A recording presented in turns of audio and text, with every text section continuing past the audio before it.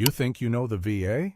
You've got your disability rating, maybe you use the local clinic, and you probably think that's the end of the story.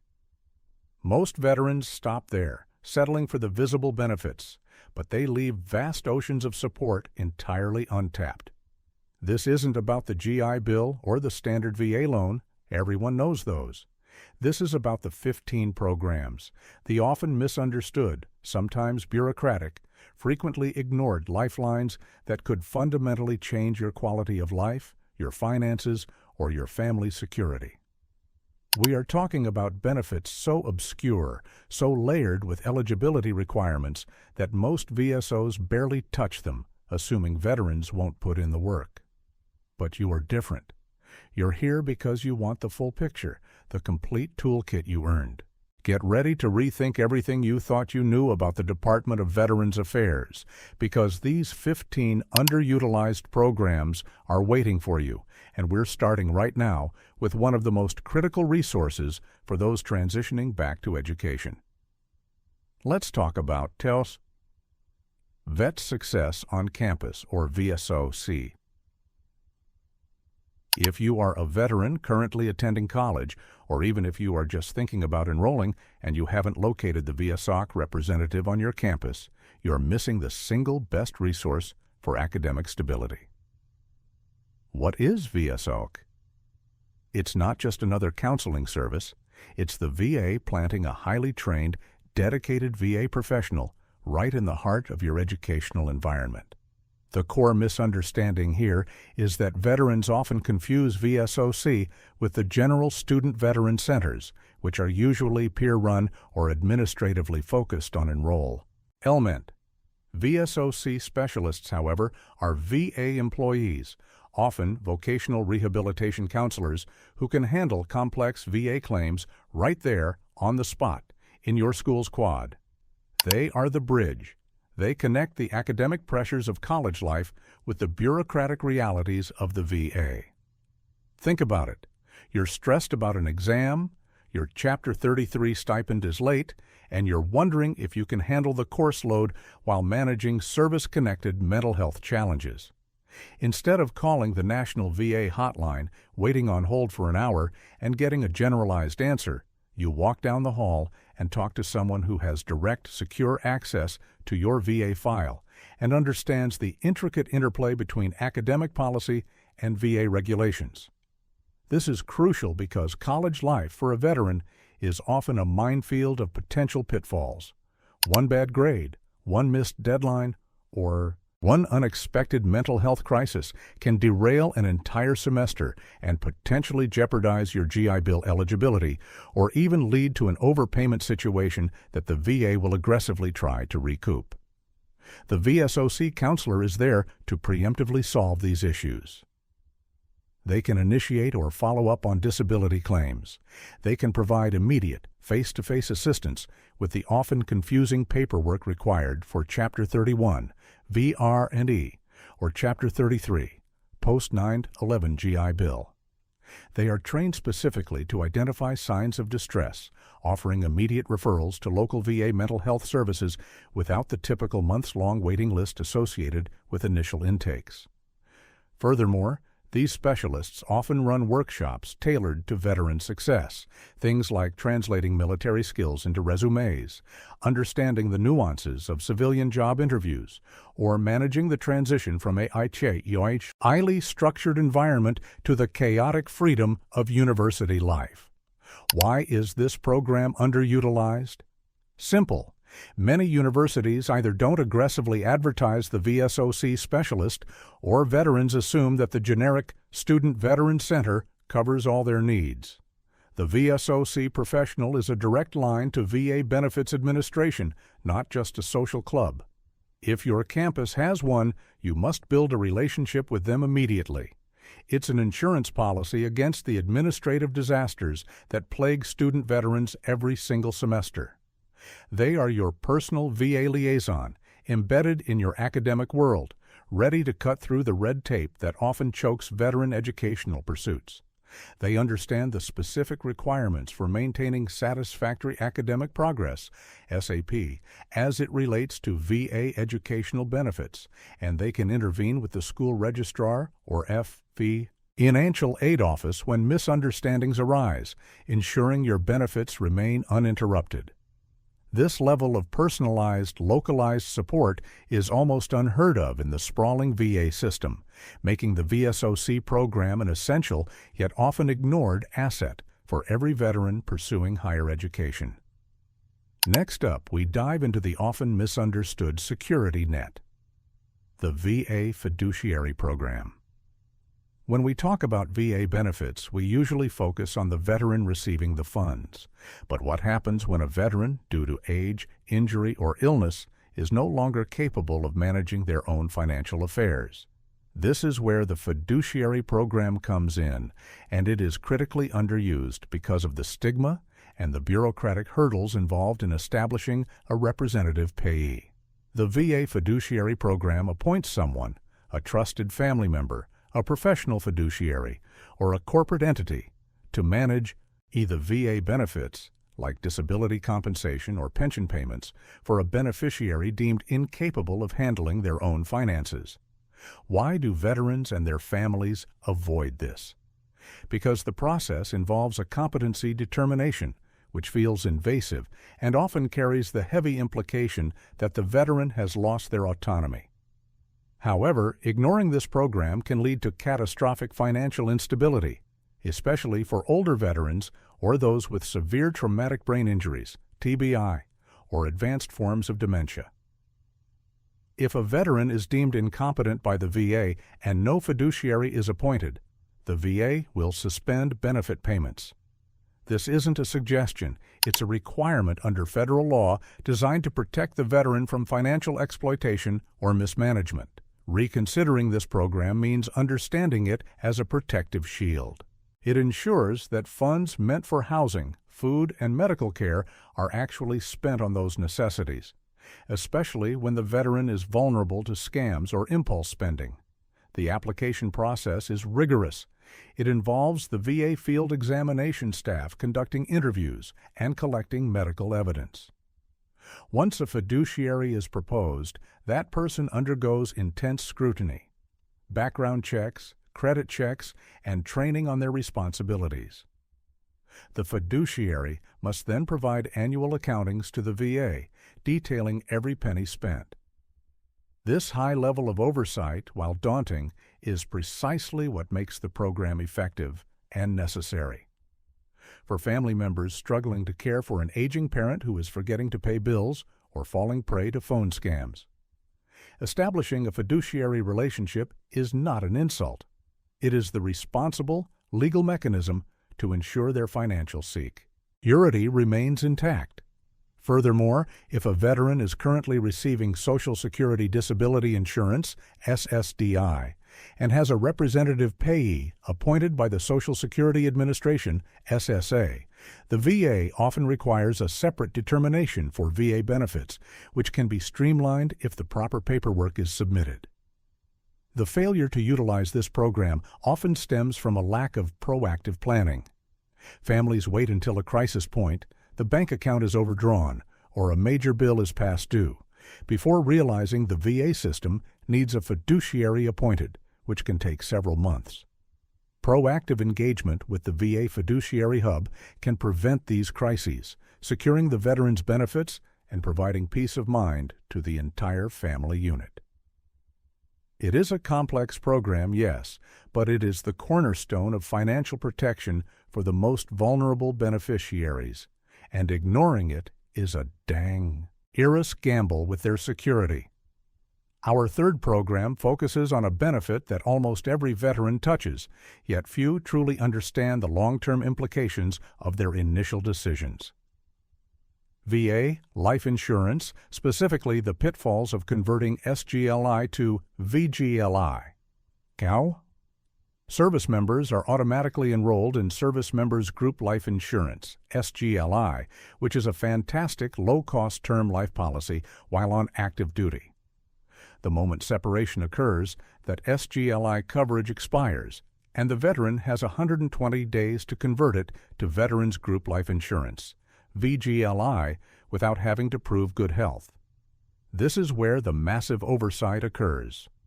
Most veterans convert automatically, viewing VGLI as the natural continuation of SGLI. They fail to reconsider the true cost and structure of VGLI. VGLI is a term life policy, meaning the premiums increase dramatically as the veteran ages. While it might be affordable in your 30s, by the time you hit your 50s and 60s, the premiums often skyrocket to the point where they become financially unsustainable, forcing veterans to drop coverage precisely when they need it most. The program is underutilized in the sense that veterans fail to reconsider their options before the 120-day window closes. They should be using that 4-month window to shop the private market. For a healthy veteran in their 20s or 30s, a fully medically underwritten term life policy from a private insurer is almost always significantly cheaper and can lock in rates for 20 or 30 years, avoiding the exponential premium increases of VGLI. The VA, through its insurance arm, also offers specific programs for service-disabled veterans, such as Service Disabled Veterans Insurance, SDVI, which has unique eligibility criteria and premium structures. If a veteran has a service-connected disability, they should investigate SDVI immediately, as it offers a subsidized option that VGLI does not. The critical takeaway here is the need for proactive financial literacy during transition. Don't just click the box to convert to VGLI because it's easy. Treat the 120-day window as a high-stakes shopping period. Get quotes. Compare the cost trajectory of VGLI against private term life policies. Understand the difference between term life, which expires, and whole life, which builds cash value, though generally more expensive. Many veterans end up canceling their VGLI in their late 50s because the premiums become exorbitant, often thousands of dollars per year, and they are left uninsured during their most financially vulnerable years. Reconsidering this program means realizing VGLI is a fallback, not the primary optimized solution for long-term insurance needs for a healthy veteran. It's an invaluable safety net for those who are uninsurable due to health issues, but for everyone else, it's a costly convenience that often becomes a financial burden down the line. Moving on to program number 4, we tackle the powerhouse of employment and education support that far too many veterans dismiss as only for the severely disabled. Veteran Readiness and Employment, VR&E, historically known as VOC Rehab, or Chapter 31. If the post-9/11 GI Bill, Chapter 33, is the VA's educational workhorse, VR&E is the bespoke, custom-tailored Ferrari of career assistance, and it is tragically underused. The massive misconception is the eligibility requirement. Many veterans assume they need a 50% or higher disability rating and be completely unable to work to qualify. This is absolutely false. Eligibility requires only a 10% service-connected disability rating and a determination by a VR&E counselor that you have an employment handicap. An employment handicap simply means your disability makes it difficult to find or keep a job commensurate with your education and abilities. This is a very broad definition. VR&E is far more comprehensive than the GI Bill. While the GI Bill pays for school, VR&E pays for everything. Required to achieve a vocational goal: tuition, books, fees, necessary equipment, laptops, software, specialized tools, and even specialized tutoring. Crucially, it also provides a monthly subsistence allowance, which can sometimes be higher than the Chapter 33 BAH rate, especially if the veteran opts for the Chapter 31 to 33 blended rate. But the real goldmine of VR&E is the personalized counseling and job placement services. Unlike the GI Bill, which is self-directed, VR&E assigns a counselor who works with you to develop a specific, marketable career path. This might mean paying for a 4-year degree, a specialized certification like welding or coding boot camps, or even helping a veteran start a small business. The counselor stays with the veteran through the entire process, including job searching, resume building, interview preparation, and negotiating accommodations in the workplace. Why do veterans stop using it? Often, they are deterred by the initial application process, which requires detailed interviews and the development of an individualized written rehabilitation plan, IWRP. They hear stories of unhelpful counselors and revert to the easier-to-access GI Bill. However, the sheer depth of financial and career support offered by VR&E, which can include up to 48 months of assistance, potentially extending beyond the GI Bill limits, makes it a mandatory consideration for any disabled veteran looking to pivot careers, reskill, or finish a degree. Reconsidering VR&E means viewing it not as a last resort for the severely injured, but as a strategic advantage for career advancement, utilizing the VA's resources to eliminate financial barriers to your professional success. The depth of vocational assessment provided is unparalleled, helping veterans select careers that minimize the impact of their service-connected conditions while maximizing earning potential. Let's transition to program number 5, a massive financial benefit that often goes completely ignored because veterans assume the eligibility is too narrow. VA, Adaptive Housing Grants, SAH and USHK.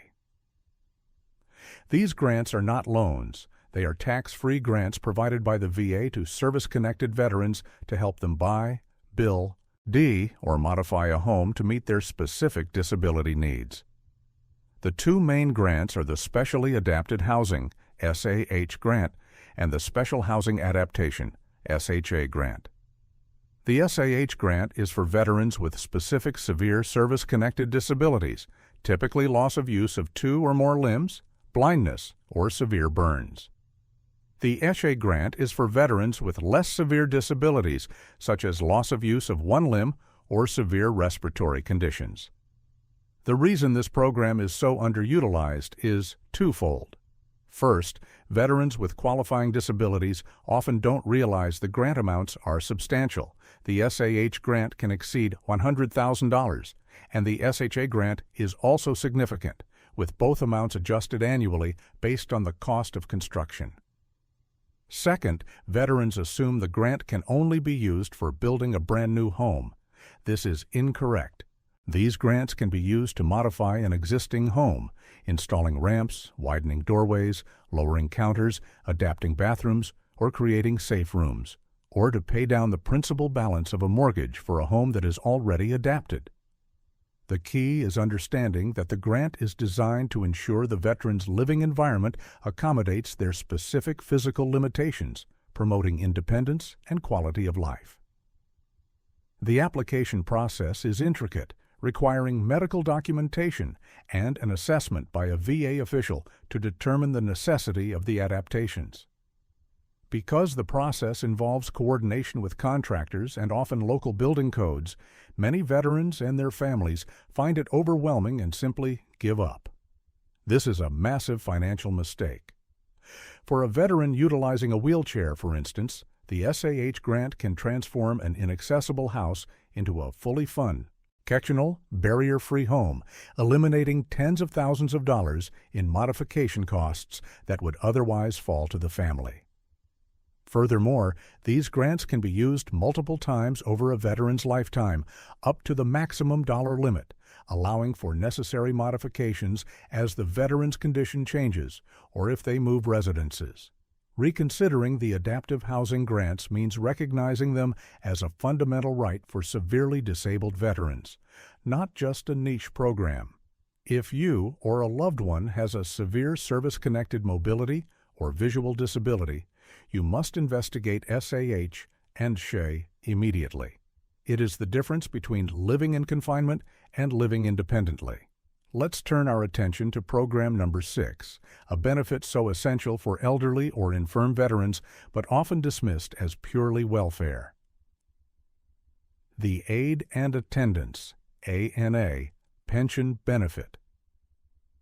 This is perhaps the most misunderstood and underutilized financial benefit offered by the VA, primarily because it is needs-based and requires navigating the complex world of VA pensions, which is separate from disability compensation.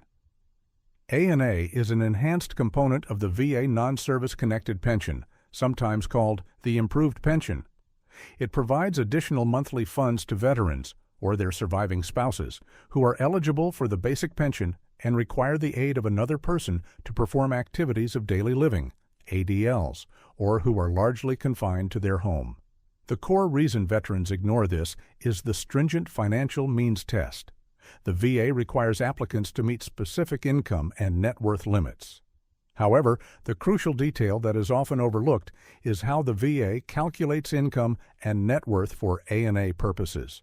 The VA allows the deduction of unreimbursed medical expenses, UMEs, from the applicant's income. If a veteran or spouse is paying for home health care, assisted living, or nursing home care, those substantial costs can drastically reduce their countable income, potentially making them eligible for the A&A benefit even if their gross income initially appears too high. This benefit is designed to help offset the catastrophic costs of long-term care. Why do families avoid it? The application, VA Form 21-26-0, is notoriously difficult, requiring detailed medical statements from physicians and meticulous documentation of all assets and expenses. The look-back period for asset transfers, while less strict than Medicaid, still adds complexity. Many families, overwhelmed by the paperwork during a stressful health crisis, simply give up or hire expensive, often predatory, third-party companies. Manage the claim. Reconsidering A&A means understanding that this program can provide thousands of dollars a month to pay for necessary in-home care, allowing an elderly veteran to stay out of a nursing facility and remain in their own home longer. It is a critical financial tool for the greatest generation and Vietnam-era veterans who may not have high service-connected ratings but now face the inevitable costs of aging. It's not just a handout, it's a subsidy for dignity in later life, and every veteran or surviving spouse facing significant long-term care costs must explore this option, leveraging those UMEs to meet the income threshold. Program number 7 is a lifeline for military families that has undergone significant changes, leading to confusion and subsequent underutilization. The Program of Comprehensive Assistance for Family Caregivers, PCAC. And this program is arguably one of the most generous benefits the VA offers, recognizing the immense, often unseen burden carried by family members who care for severely injured veterans. PCAC provides stipends, health insurance, if the caregiver is not otherwise covered, respite care, training, and mental health services to the primary caregiver of an eligible veteran. The massive confusion stems from the program's expansion and subsequent tightening of eligibility. Initially, PCAC was only available to veterans injured. After September 11, 2001, the Mission Act of 2018 mandated a phased expansion to include veterans of all service eras. However, the initial rollout was rocky, and the VA later implemented stricter eligibility criteria, particularly for pre-9/11 veterans, focusing on the functional impairment rather than just the service-connected disability rating. Many veterans and caregivers applied during the initial expansion were denied due to incomplete paperwork or misunderstanding the new criteria and simply gave up, assuming they were permanently ineligible. This is a mistake. Reconsideration is vital. The criteria for PCAC eligibility is severe impairment in the veteran's ability to perform activities of daily living, ADLs, or the need for supervision or protection due to a serious injury or illness, often related to mental health or TBI, that puts the veteran at risk. The monthly stipend can be substantial, categorized into 3 tiers based on the extent of the veteran's dependency, effectively providing a salary to the family member who has sacrificed their own career to provide care. Why is it underused? Beyond the confusing eligibility changes, the application process is intrusive, requiring a joint application, medical assessment, and in-home evaluations by a VA clinical team. Families often find the scrutiny overwhelming, yet, for the caregivers sacrificing their income and mental health, this program offers essential financial relief and, just as importantly, mandated respite care, preventing burnout. If a veteran requires constant supervision or hands-on assistance, the caregiver should absolutely re-engage with PCAC, ensuring they meticulously document the veteran's functional limitations, focusing specifically on the inability to self-sustain or the need for protection, which are the current benchmarks for approval. Let's discuss program number 8, which is often overlooked because it is associated purely with end-of-life services. The National Cemetery Administration, NCA. Benefits, specifically non-burial aspects and memorialization.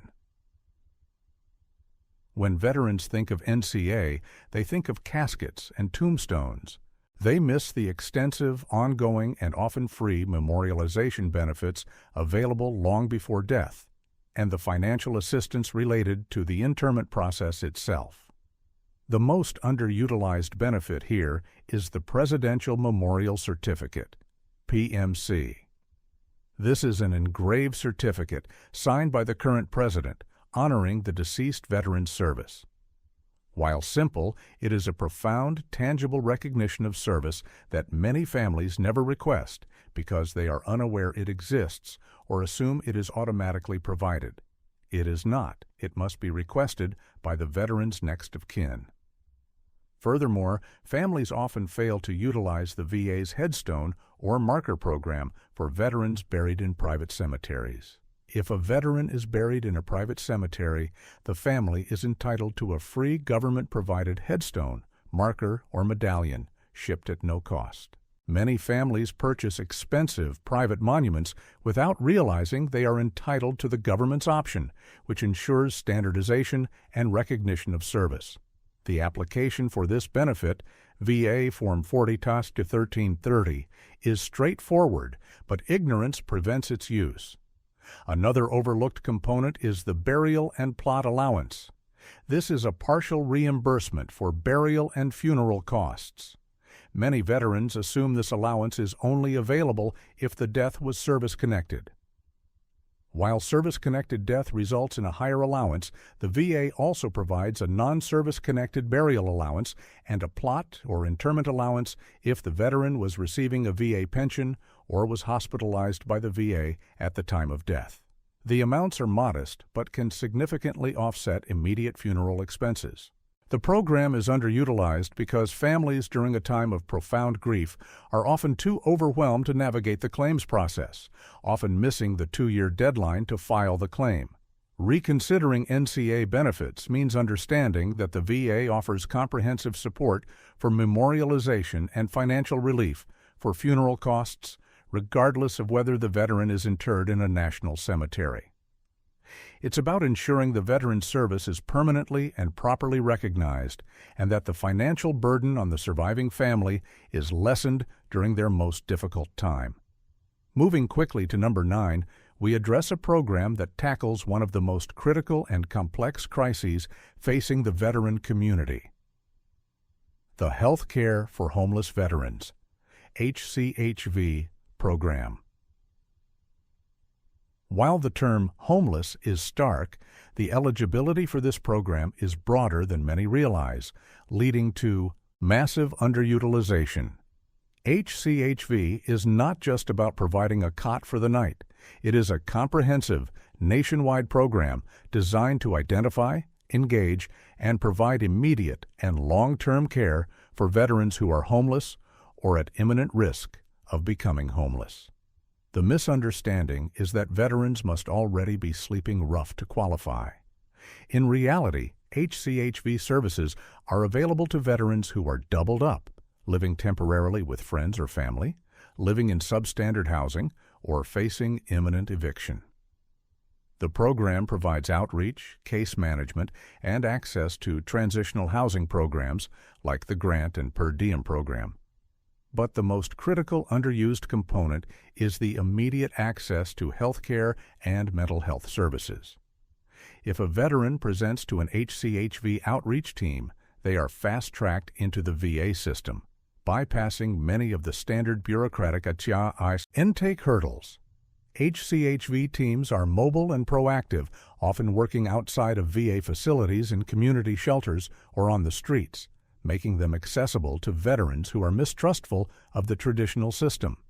Why do veterans not use it? Shame, stigma, and lack of awareness. Veterans struggling with housing instability often hide their situation, fearing judgment or loss of control. Reconsidering HCHV means viewing it as a rapid access point to comprehensive VA services, including substance abuse treatment, job training, and permanent supportive housing programs, like HUD-VASH, which combines VA clinical services with HUD housing vouchers. If a veteran is struggling with unstable housing, HCHV is the single most effective entry point into the VA's social support network. It is designed for immediate intervention and long-term stabilization, offering a complete wraparound service model that is often far more effective than trying to navigate individual VA departments separately. They are the emergency room for social and housing crises, and utilizing them quickly can prevent a temporary setback from becoming a permanent catastrophe. Now for program number 10, a benefit that is often considered optional or too expensive.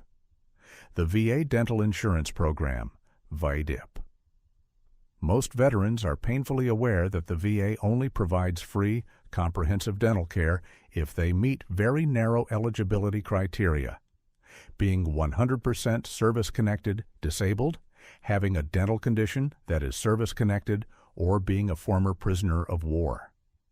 For the vast majority of veterans, including those with 10% or 50% ratings, dental care is not covered, leading many to neglect their oral health entirely.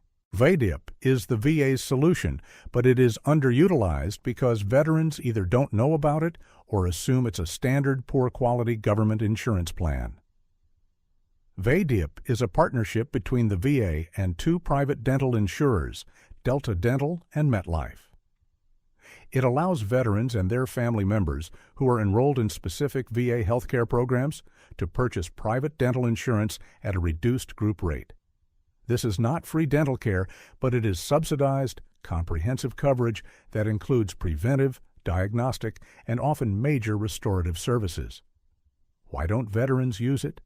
They balk at the monthly premium, comparing it unfavorably to the free medical care they receive. They also often miss the enrollment windows or find the comparison shopping between the two carriers confusing. Reconsidering VADIP means recognizing that good oral health is inextricably linked to overall systemic health, and neglecting dental care leads to far more expensive and dangerous medical problems down the line, e.g., endocarditis, uncontrolled diabetes. The subsidized rates available through VADIP are typically better than what an individual veteran could secure on the open market, especially for older veterans who require more extensive restorative work. Utilizing VADIP is a proactive investment in long-term health, bridging the massive gap in coverage that the VA currently maintains for most of its patient population. It's an essential, affordable safety net that prevents minor toothaches from becoming major medical emergencies. Let's look at program number 11, which is crucial for veterans who have chosen to retire or live abroad. The Foreign Medical Program, FMP. Chandi. This program is so niche that most stateside VSOs have never filed a claim for it, resulting in massive underutilization among the expatriate veteran population. FMP is designed to cover healthcare services for veterans with service-connected disabilities who are living or traveling outside the United States. If you are a service-connected veteran living in Europe, Asia, or Central America, and you need treatment for your service-connected condition, FMP is the mechanism that allows the VA to pay for that care. The reason veterans don't use it is often pure confusion. They assume that once they leave the U.S., their VA benefits are completely nullified, or that the VA only operates within U.S. territories. This is false. FMP allows the VA to authorize and pay for medical services provided by foreign healthcare providers. The complexity and thus the barrier to entry lies in the reimbursement process. The veteran must first register with FMP, and then, after receiving treatment, they must submit detailed documentation, often translated into English, including itemized bills and medical records, to the VA's Denver-based FMP office. Unlike the stateside system where the VA handles billing directly, FMP is primarily a reimbursement program, requiring the veteran to often pay up front and wait for the VA to process the claim. This administrative burden deters many. Reconsidering FMP means understanding that a service-connected disability rating is a global guarantee. It ensures that no matter where you live, the VA maintains its obligation to treat that specific condition. For veterans living abroad, FMP is the difference between accessing quality, necessary care, and going without. It also covers certain non-service connected conditions if they are associated with or secondary to the service-connected condition, or if the veteran is a former POW. Any veteran considering moving overseas must register with FMP before they leave the country and familiarize themselves with the precise documentation requirements to ensure their medical care remains covered. Program number 12 takes us into a partnership benefit that is often invisible to veterans. State Veterans Homes, VA per diem payments. Many veterans assume that nursing homes or assisted living facilities are either private pay or covered by Medicaid, Medicare. They often overlook the existence of state veterans' homes, SVHs, which are facilities owned and operated by state governments but receive significant financial support and oversight from the VA. The massive benefit here is the VA's per diem program. The VA provides a substantial per diem, daily payment, to the state veterans' home for every eligible veteran resident. This subsidy significantly reduces the cost of long-term care for the veteran, making SVHs often much more affordable than private nursing facilities. Why is this program underutilized? First, many veterans don't realize these homes exist or that they are different from standard VA medical centers. Second, the eligibility requirements for admission are set by the individual state, not the VA, leading to a patchwork of rules regarding residency, financial assets, and medical necessity. This complexity often deters families who are already exhausted by the process of finding long-term care. However, for veterans needing nursing home care, assisted living, or even domiciliary care, similar to a retirement home, SVH Shanoyo offer high-quality care, often with a dedicated veteran community, at a fraction of the cost of private institutions, thanks to the VA subsidy. Reconsidering SVHs means understanding the financial leverage the VA provides through its per diem payments. While the veteran must still contribute to the cost of care, the VA's contribution ensures that the financial burden is significantly lessened. Families should proactively research the state veterans' home requirements in their state and neighboring states, viewing them as a subsidized, veteran-centric alternative to the private long-term care market. It's a crucial partnership benefit that stabilizes the financial future of aging veterans requiring continuous care. Let's tackle program number 13, which isn't a single program, but a suite of follow-up resources stemming from the initial transition process. Transition Assistance Program, MTP. Follow-up resources specifically leveraging My Health Vet beyond appointments. Every service member is required to attend TAP before separating. Most view it as a check-the-box exercise. However, TAP introduces dozens of resources that veterans quickly forget. The most critical yet underutilized follow-up tool is the full functionality of the My Health Vet portal. Veterans primarily use My Health Vet to schedule appointments or order prescription refills. They fail to leverage its full potential for active health management and secure communication. My Health Vet offers secure messaging, allowing veterans to communicate directly with their VA clinical team, doctors, nurses, therapists, without the long wait times associated with phone calls.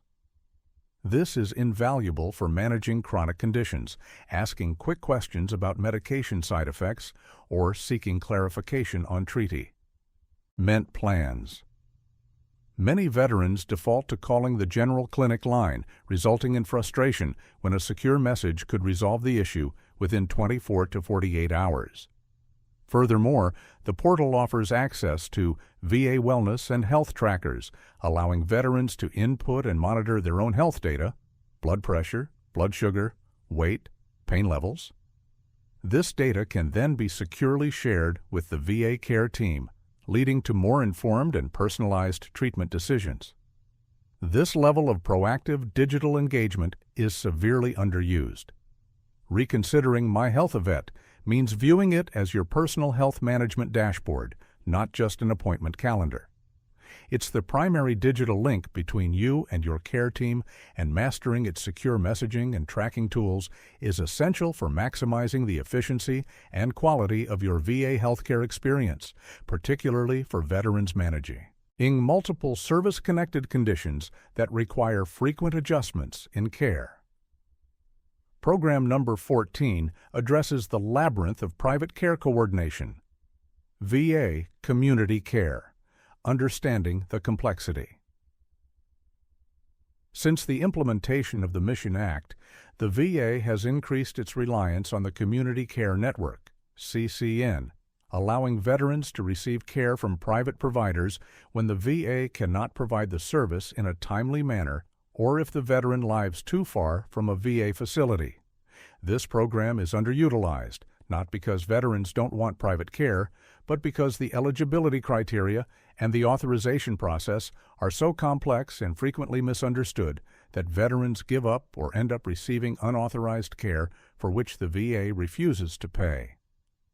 The key misunderstanding is that the veteran can simply choose to see a private doctor. This is almost never the case. The veteran must receive an authorization referral from their VA primary care provider, PCP, before seeking community care.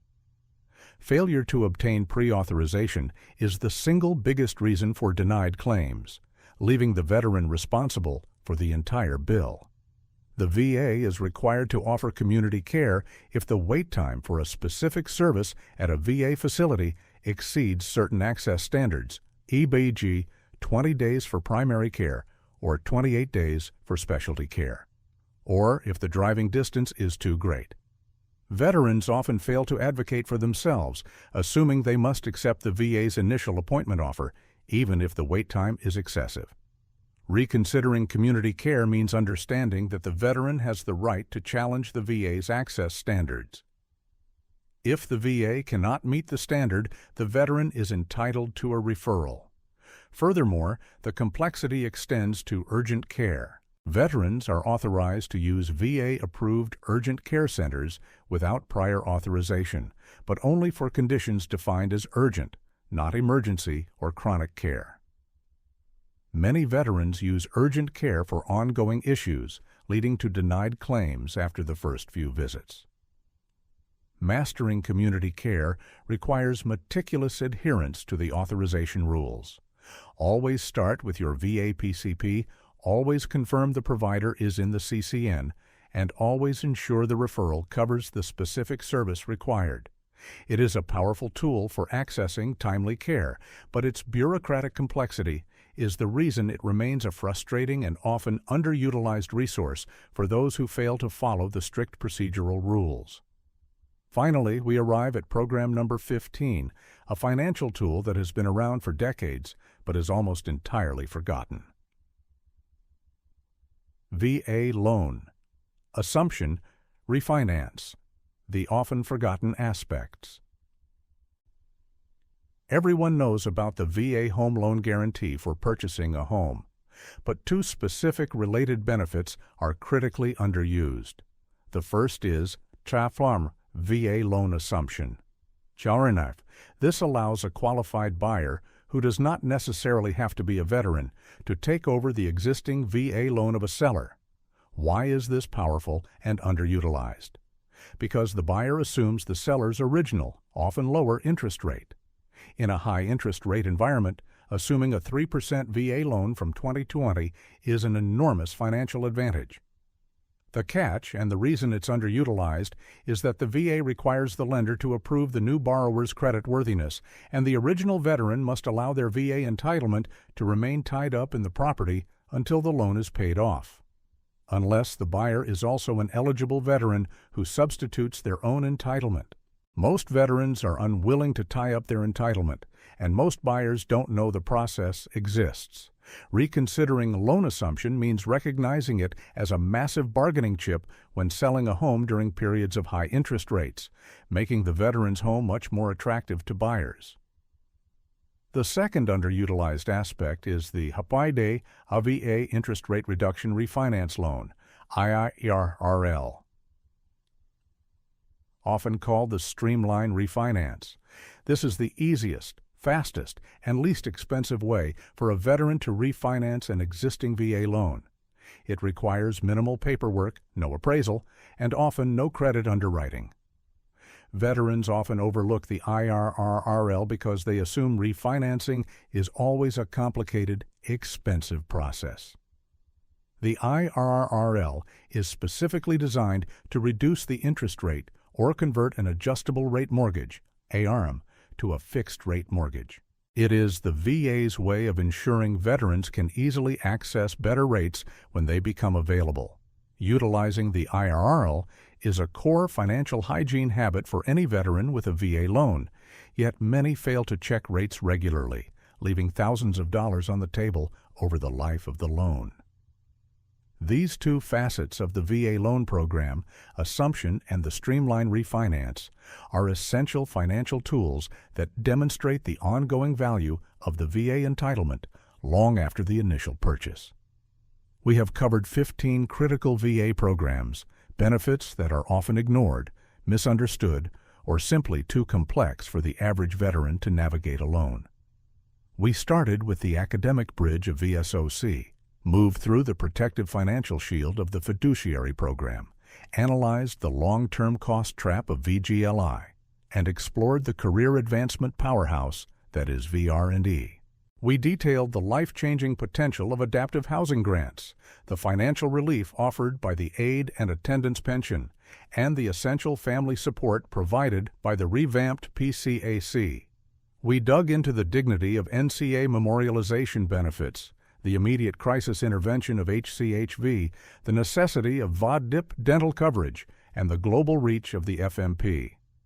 Finally, we clarified the subsidized long-term care of state veterans' homes, the digital efficiency of My Health Vet, the procedural pitfalls of community care, and the powerful financial leverage of VA loan assumption and the IRRL. The unifying thread across all 15 of these programs is this: the VA system is not a simple, single entity.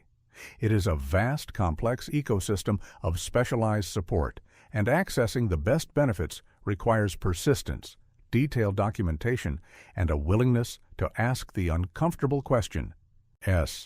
You earned these benefits. They are not handouts. They are compensation for your service. The biggest mistake you can make now is assuming you know enough. The highest retention strategy you can employ in your own life is the continuous pursuit of knowledge about the benefits you are owed. Don't let bureaucracy win. Take this list, research each program relevant to your situation, and demand the full support package you are entitled to. The resources are there. Go get them.